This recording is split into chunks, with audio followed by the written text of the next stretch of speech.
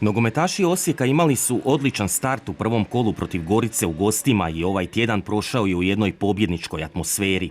Bijelo-plavi pak žele ponoviti igru pa i rezultat iz utakmice s Goricom, ali ne smiju nikako podcijeniti novog supersport ligaša jer Rudeš ima kvalitetu s kojom može iznenaditi kao domaćin Osječane.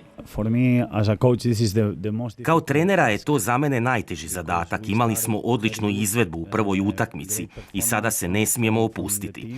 Moramo zadržati istu razinu igre i boriti se, ako ne više, onda barem na istoj razini biti kao u prošloj utakmici.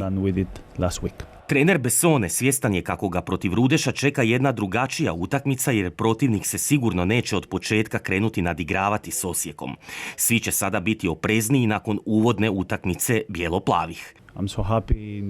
Jako sam zadovoljan kako smo igrali u prošloj utakmici, ali to je bilo samo prošli tjedan i znamo da moramo igrati sad drugačije jer će to biti drugačija igra. Gledali smo ih s Rijekom, igraju potpuno drugi sistem utakmice, tako da se pripremamo sada potpuno na drugi način nego što smo se pripremali za utakmicu s Goricom. Teško je mijenjati tim kada pobjeđuješ, ali kao što ste vidjeli i zamjene koje uđu budu dobre i vidjet ćemo hoće li se nešto mijenjati sutra, zagonetno je istaknuo trener koji ne želi otkriti sastav i plan igre. No upitali smo osječkog trenera hoće li momčad uvijek igrati napadački kad povede, a ne povlačiti se, što je jedna novost u igri Osijeka, ali i većine HNL ekipa. Rekao sam i kad sam došao u Osijek u razgovoru sa sportskim direktorom, složili smo se oko jedne stvari, a to je da želimo imati tim koji ima svoju osobnost, a to je da igramo jednako s loptom u nogama i bez lopte.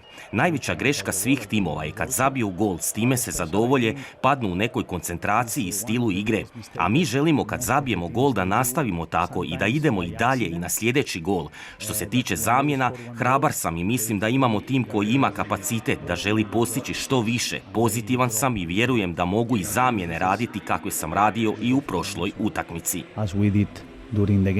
Atmosfera je jako dobra u momčadi nakon prve utakmice, igrači jedva čekaju novi nastup i vjeruju svi da će uz podršku vjernih navijača Osijek u subotu opet pokazati dobro lice i osvojiti 3 boda.